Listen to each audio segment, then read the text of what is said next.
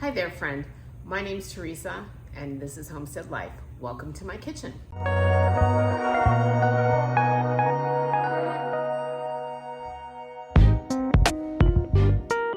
Tonight, I am going to be making a few different chicken recipes. I'm going to start off by doing basically it's a chicken broccoli, kind of like macaroni and cheese or chicken broccoli bake. I already have a few things started, so let me show you what I've got going on. On the stove, I have a pot of water boiling for my broccoli and a pot of water boiling for my pasta.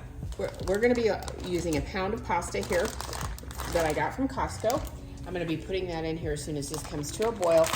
And then I have some more broccoli florets that I've got from Costco that I'm gonna cook in here. Now we're not gonna use all of the broccoli in here. We're gonna use a little bit of it in this recipe, but the rest of it I'm cooking up for a different dish. So while I'm going ahead and cooking up some broccoli, it makes sense to cook it all up at once. I already have all my cheese that is shredded here. I have 4 cups of cheddar. I have 2 cups of Colby Jack, and then I added a little bit of this cheese that I'm kind of fascinated with. I don't know how to pronounce it. I think it's Chihuahua or something of that nature. It's a really nice melty cheese. And then we also have some Parmesan that we're gonna add to that as well. So let's get this stuff going and I will get back with you momentarily. To each one of these pots of water, I do have a little dash of salt in each one. I'm going to add just a smidge of extra virgin olive oil to the water that'll have the pasta, just to keep that from sticking together. And that is about ready to add pasta here shortly, so let's wait for it to boil. Okay, we have the water boiling over here for our noodles. I'm gonna go ahead and cut this open and put the noodles in.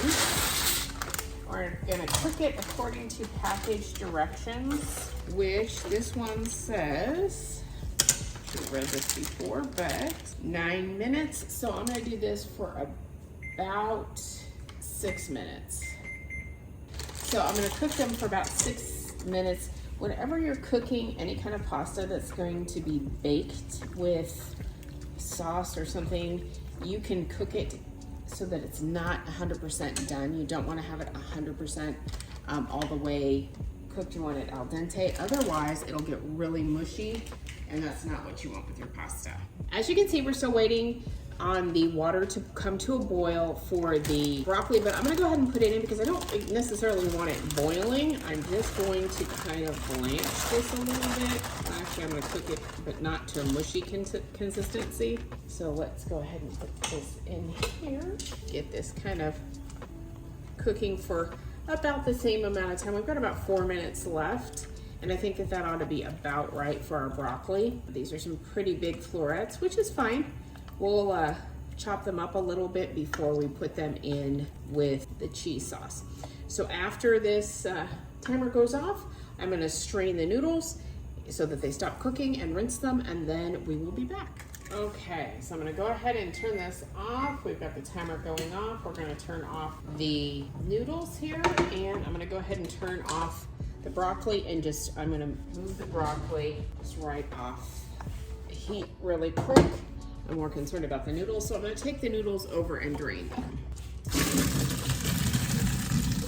And I'm gonna go ahead and run some cool water over the noodles so that they quit cooking.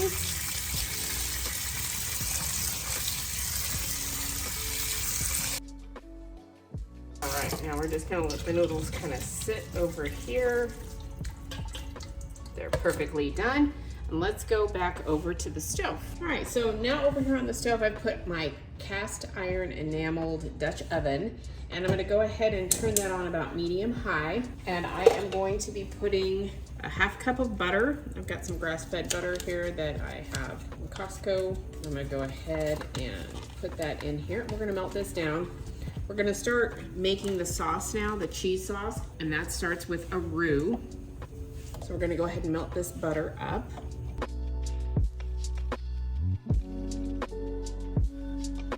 So now we have this all melted. And what I'm going to do is I'm going to add a 1/2 cup of flour to this. And I'm gonna Is that my half cup? But right now I'm just going to get this cooked up here because we're creating the base for our sauce. I'm going to turn it down a little bit because I have it up a little too high, and we're going to let it just kind of cook a little bit. Now I'm going to want to put 2.5 cups milk and 1.5 cups of half and half. I'm going to start with the half and half. 1.5 cups of half and half. Pour just a little bit of this in at a time. As you can see, it's gonna make that thick paste which will form our roux.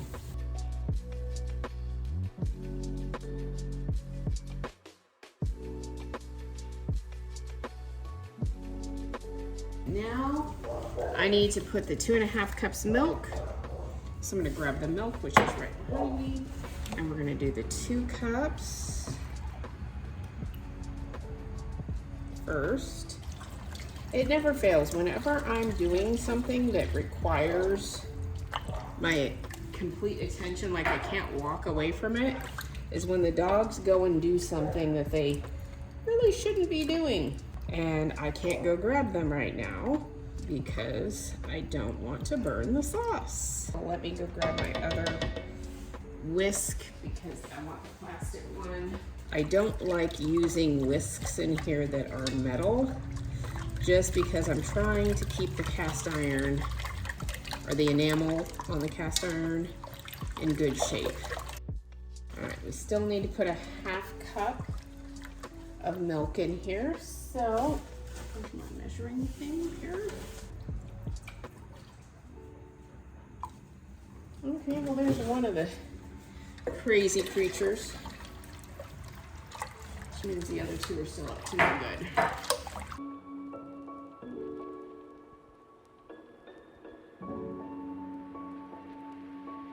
So now we're going to take our mixture of cheese. We're going to start adding that in slowly. I don't want to incorporate it too quickly because I do want to kind of melt it down. The only cheese I don't have in here right now is the Parmesan, which I'll get to in just a second. And when you have a multitude of cheeses like this, it's going to add to the flavor and just bring out a different flavor profile. Then I know some people that when they make like macaroni and cheese, for instance, they only put one kind of cheese in there. Well, you put in some other cheeses and it actually comes out really good. So I've experimented with different types of cheeses over the years. I still actually seem to like the whiter cheeses in macaroni. I don't know why, but I'm gonna turn this up a little bit more so that this cheese can melt. As you can see, it's a kind of a thick sauce, which is good because there's going to be a lot of cheese in this. And I don't like to waste, so as much as I can get, the better. It's nice and cheesy. I haven't even gotten the 1 cup of Parmesan in yet.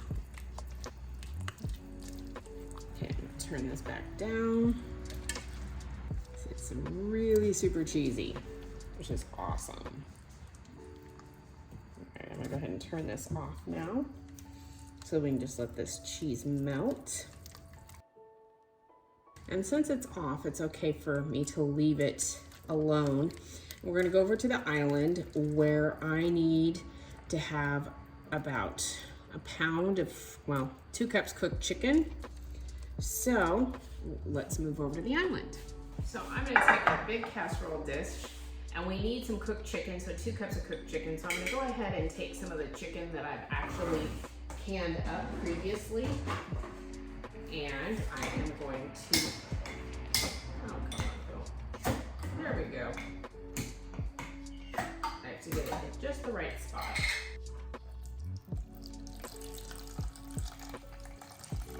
Drain the broth off of this so that I can use it for another recipe that I have later tonight. All of this is homemade broth, and we canned this chicken. Now I need to put that aside, and I'm going to do 2 cups of chopped chicken. So I'm just gonna kind of give it a rough chop. I put these chicken pieces in kind of big because of course I didn't know what I would do with them when I canned it, like what the intention for what recipe is. And this is white and dark meat together. And I'm thinking that 2 of these cans is gonna be perfect. And I think I'm right on the money here. Let's just kind of rough chop this. And I roasted this chicken, so it's gonna be a little bit more than what I need, but hey, it's gonna work perfectly. We will make it work. Okay, now that we have this together, we are going to combine all of our ingredients. I have dogs behind me hoping and praying that I drop something. So we are going to start by putting our noodles in there. Oh, I didn't. We've got noodles. And I forgot to chop the broccoli. So let me rinse this off and then I'll chop the broccoli. All right, let's try this now that that's cleaned off. About 1 pound of broccoli is what it's calling for. And whew, this is heat hot, hot, hot, hot, hot, hot. So I'm just gonna kind of give this a rough chop through this. I don't want them to be too tiny of pieces, but at the same time, I don't want them too big.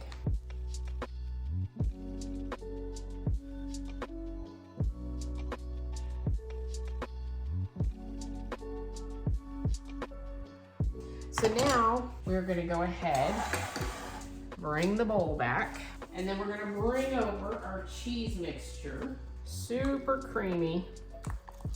The only bad thing about a Dutch oven is they're a little hard to handle when you're trying to scoop all this stuff out, but it's all good.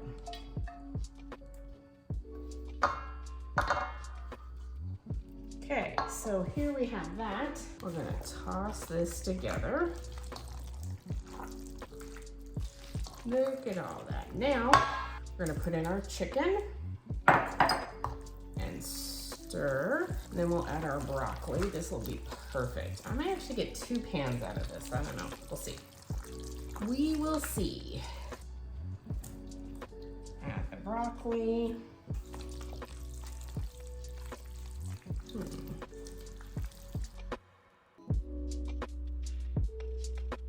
Okay, so now we're gonna take our baking dish and we are going to pour this, or actually scoop this, or however we can get this into our baking dish.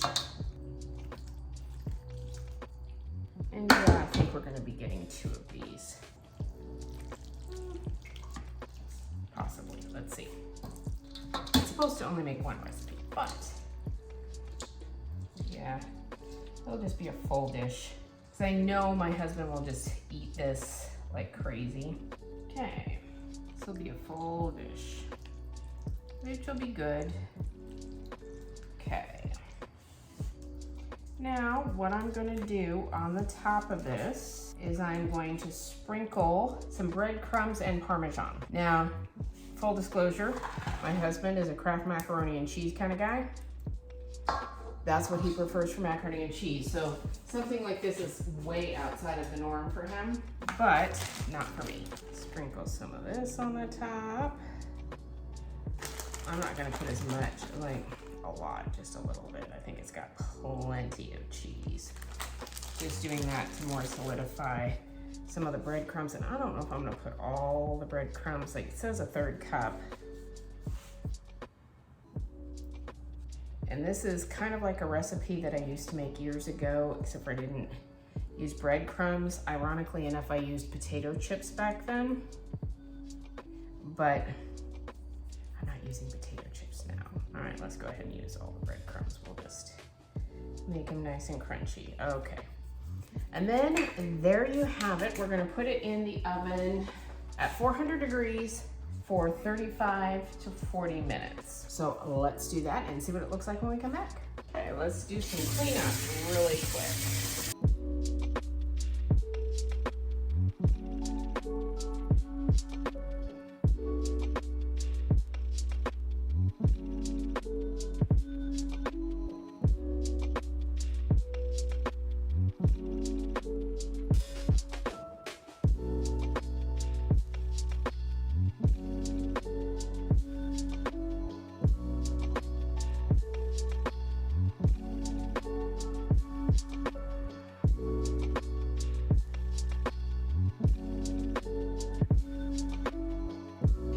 Okay, and we've pulled out the end result here of our efforts earlier. Looks good to me. Thank you for joining me today. I appreciate you taking some time out of your day to spend with me. Hopefully you enjoyed the video on this, and if you're interested, I can put the recipe down below. Thank you and have a great night. Hope to see you again soon. Thanks, friend.